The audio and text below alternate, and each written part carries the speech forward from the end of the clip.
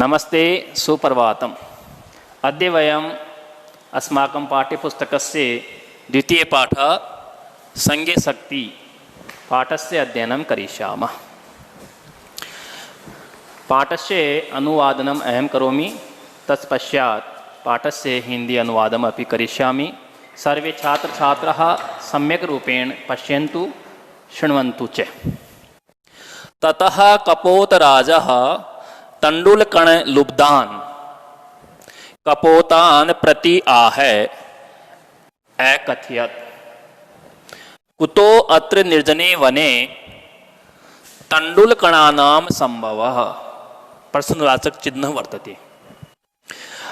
तत् निरूप्यतां तावत् भद्रम इदं न पश्यामि, सर्वथा अविचारितं कर्मं न कर्तव्यम्। एतद् वचनं श्रुत्वा कश्चित् कपोतः सदर्पम् आह अकथयत्, ईर्षि गृणे त्वत्सन्तुष्टः क्रोधनो नित्यशङ्कितः, परभाग्योपजीवी च षड् एते दुःखभागिनः।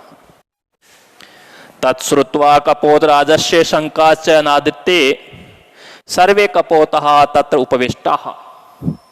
अनन्तरं सर्वे जालेन बद्धाः बभूव। ततो यस्य वचनात् तत्र अवलम्बितः तं सर्वे तिरस्कुर्वन्ति। तस्य तिरस्कारं श्रुत्वा चित्रगिरव उवाच, न अयम् अस्य दोषः इति। इदानीम् अहम् अस्य पाठस्य हिंदी अनुवादमपि करिष्यामि। शृण्वन्तु, पश्यन्तु। ततः तत्पश्चात्, ततः शब्दस्य अर्थ अभवत् तत्पश्चात्। कपोतराजः, कपोतराजः कबूतरों का राजा, कपोतस्य राजः षष्ठी तत्पुरुष समास वर्तते अत्र। कबूतरों का राजा तण्डुलकणलुब्धान्, चावलों के दानों के लोभी कपोतान कबूतरों को आह कहा। अत्र प्रतिशब्दः आगतः, अत्र प्रतिशब्द आगतः, अतः अत्र द्वितीया विभक्ति अभवत्। कबूतरों को कहा, प्रतिशब्द योगे द्वितीया विभक्ति आगतः। आह शब्द से अर्थ अकथयत्। कुतो अत्र, कुतः अत्र, संधि विच्छेद, कुतः अत्र, यहाँ कहाँ से। निर्जने वने, सुनसान जंगल में, जनानाम अभावे इति निर्जने। यहाँ सुनसान वन में, जंगल में तण्डुलकणानाम संभव है, चावलों के दानों का होना कैसे संभव हो सकता है, ऐसा उस कबूतरराज ने कहा।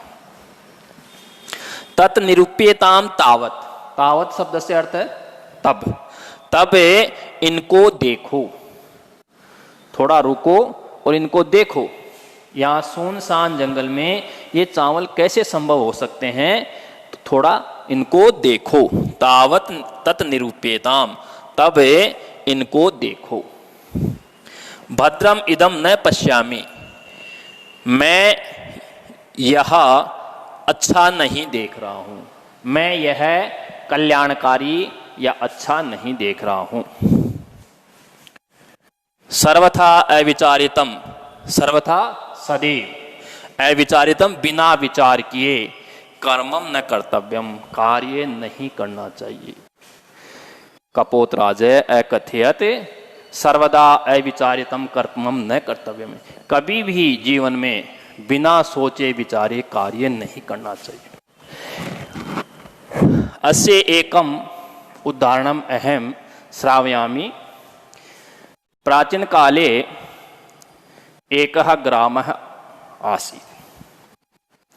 तस्मिन् ग्रामे पति पत्नी तस्य एकः सुतः च आसीत्।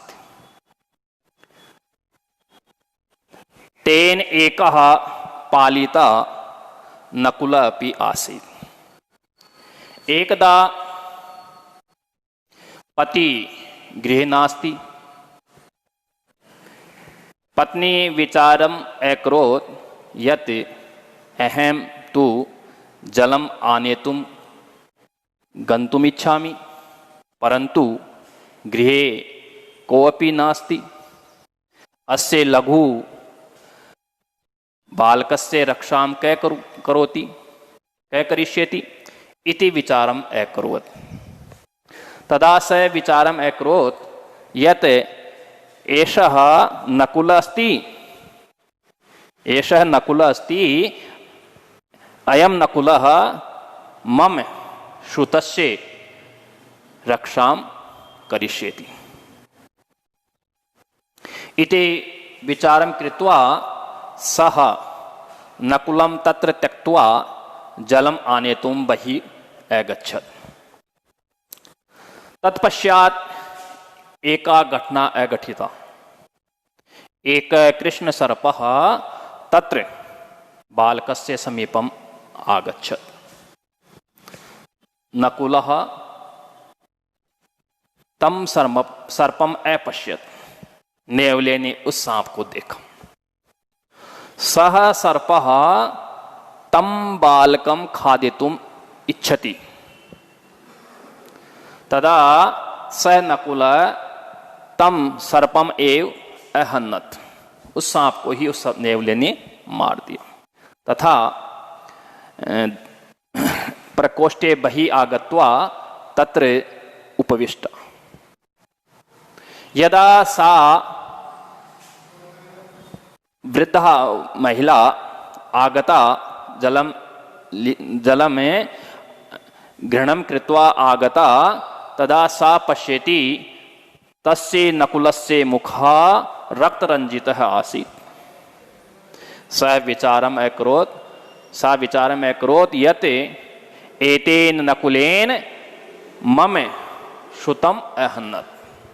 इस नेवले ने तो मेरे पुत्र को मार दिया। इति विचारं कृत्वा सा स्वजलस्य घटं तान् तस्य नकुलस्य उपरि अपातत्। उस घड़े को नेवले के ऊपर गिरा दिया। नकुल अमृत, नेवला मर गया। तत्पश्चात् सा गृहम् अन्तः गत्वा पश्यति बालक स्वस्थ आसीत्। स विचारं करोति मया एतं किम अकृतम्, मया एतं किम अकरोत्, मैंने ये क्या कर दिया। तदा स नकुल मृत आसीत्। तब तक वो नेवला मर चुका था। अतः बिना विचारे जो व्यक्ति कार्य करता है उसको अंत में पछताना ही पड़ता है। इसलिए कभी भी कोई भी कार्य करो काफी सोच विचार करके हमें जीवन में करना चाहिए। तो कबूतरराज ने भी यही कहा उन कबूतरों को कि सर्वथा अविचारितम कर्मम न कर्तव्यम, सदैव बिना विचारे कोई कार्य नहीं करना चाहिए। एतद वचनम श्रुत्वा, यह वचन सुन करके कश्चित् कपोतः, कोई कबूतर, सदर्पम, अभिमान पूर्वक, घमंड पूर्वक, आह, कहा। किसी कबूतर ने यह सुन करके अभिमान पूर्वक, घमंड पूर्वक कहा। उसने एक श्लोक कहा। क्या कहा? ईर्षी, ईर्षी शब्द से अर्थ है ईर्षा रखने वाला, घृणी, घृणा करने वाला, त्वसंतुष्ट, संतुष्ट नहीं होने वाला, संतुष्टहीन, क्रोधनो, सदैव क्रोध करने वाला, नित्य संकित, सदैव शंका करने वाला, पर भाग्य उपजीवी, दूसरों के भाग्य पर जीवित रहने वाला, षड एते दुख भागिन, ये 6 मनुष्य सदैव दुखी रहते हैं। ये उस कबूतर ने घमंड पूर्वक, अभिमान पूर्वक कहा कि ईर्षा रखने वाला, घृणा करने वाला, संतुष्ट नहीं होने वाला, क्रोध करने वाला, नित्य शंका करने वाला और दूसरों के भाग्य पर जीवित रहने वाला, ये मनुष्य 6 सदैव दुख के भागी होते हैं। तत्श्रुत्वा, वह सुन करके कपोत राजस्य शंकाश्च अनादृत्य, और कबूतर राज की शंका का अनादर करके सर्वे कपोताः सारे कबूतरे तत्र उपविष्टाः वहां बैठ गए। अनंतरम इसके बाद सर्वे जालेन बद्धा बभूवुः सारे कबूतर जाल में बंध गए। ततो यस्य वचनात् उसके बाद जिसके वचन से तत्र अवलंबितः वहां वो बंध गए सर्वे तिरस्कुर्वन्ति वे सर्वे सभी उसका अपमान करते हैं। जिसके कहने से वे सब वहां बैठे थे वे कबूतर उस कबूतर का अपमान करते हैं, तिरस्कार करते हैं। तस्य तिरस्कारम श्रुत्वा उसके अपमान को सुन करके चित्रगिरवा उवाच चित्रगिर्व जो कबूतरों का राजा था वह बोला न अयम अस्य दोषः ये इसका दोष नहीं है। इदानीं अस्य अवतरणस्य किंचित कठिन शब्द व्याकरण शब्दापि अस्ति तान् अहं लिखामि। कपोत राज अत्र समास विग्रह अस्ति। कपोत राज अत्र समास विग्रह भविष्यति कपोतस्य राजः कपोतस्य राजः कबूतर का कपोतानाम राजा हो जाएगा। कपोतानाम राजः कपोतानाम राजः क्योंकि कबूतर एक नहीं राजा कई कबूतरों का होता है इसलिए कपोतानाम षष्ठी विभक्ति आ गई। राज है षष्ठी तत्पुरुष समास षष्ठी तत्पुरुष समास। कपोत राज है कपोतानाम राजः कबूतरों का राजा। कपोतान प्रति अत्र कपोतान में द्वितीय विभक्ति आगता। कपोतान कपोतान अत्र द्वितीय विभक्ति। कपोत शब्द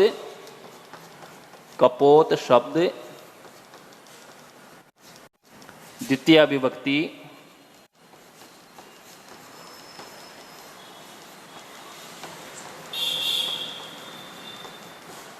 विभक्ति एक वचनम।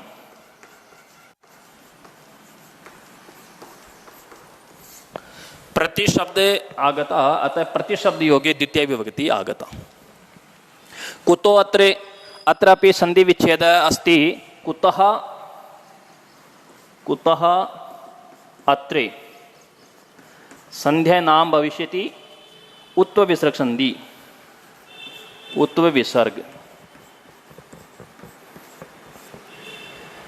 विसर्ग संधि नियम अस्ति। विसर्ग से पहले पूर्व अ तत्पश्चात अपि अ आगत तदा विसर्ग उ भूत्वा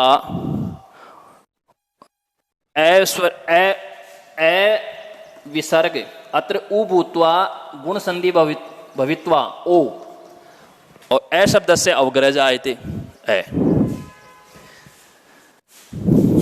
भद्रम इदम न पश्यामि अत्रापि संधि अस्ति। भद्रम प्लस इदम मो अनुस्वार संधि मो अनुस्वार।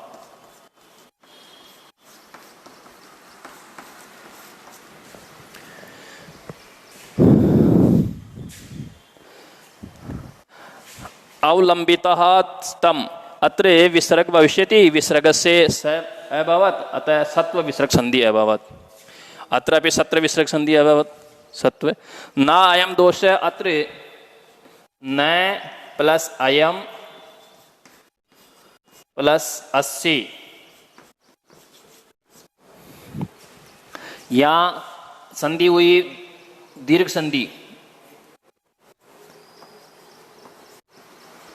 दीर्घ और अत्र अनुस्वार संधि अनुस्वार मो अनुस्वार। इत्थम अस्य अवतरण से वाचनम हिंदी अनुवादम अजायत।